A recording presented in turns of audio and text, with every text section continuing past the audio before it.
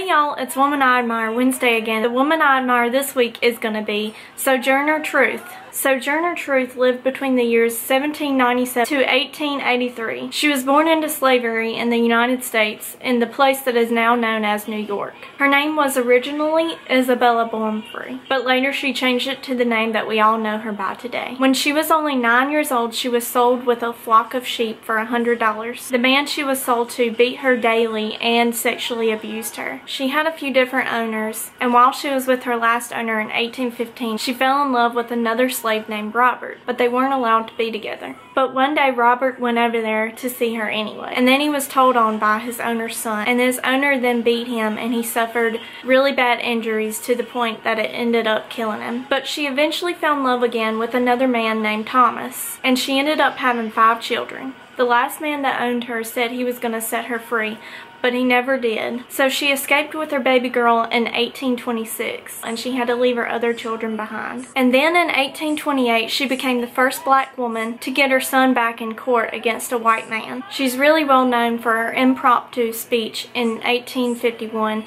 that she gave at the Ohio Women's Rights Convention that later became known as the Ain't I a Woman speech. There are disputes to this day on what was actually said at this speech, and there have been versions of this speech that have been wrongly depicted in a southern accent, when in fact Sojourner Truth grew up speaking Dutch as her first language, and she was from New York. There are also arguments that suggest that she never said "Ain't I a Woman" in the speech. But regardless of that, this speech has become an important part of feminist history, which stands to recognize that the first wave of the women's rights movement was full of white women that wanted black women's help, but were not putting importance on fighting for what women of color wanted as well. Sojourner Truth also helped recruit black soldiers for the Union Army for the Civil War, and after the war, for 7 years, she tried to get land grants from the federal government for former slaves, but the federal government didn't allow it.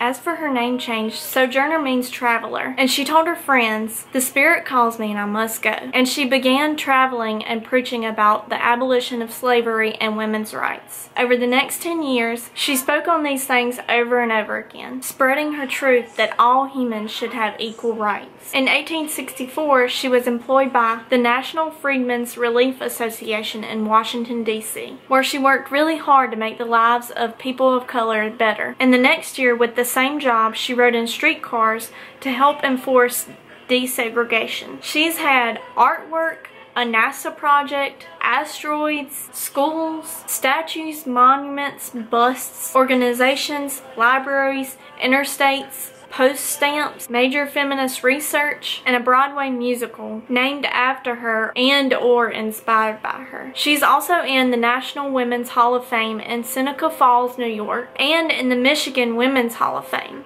Whew.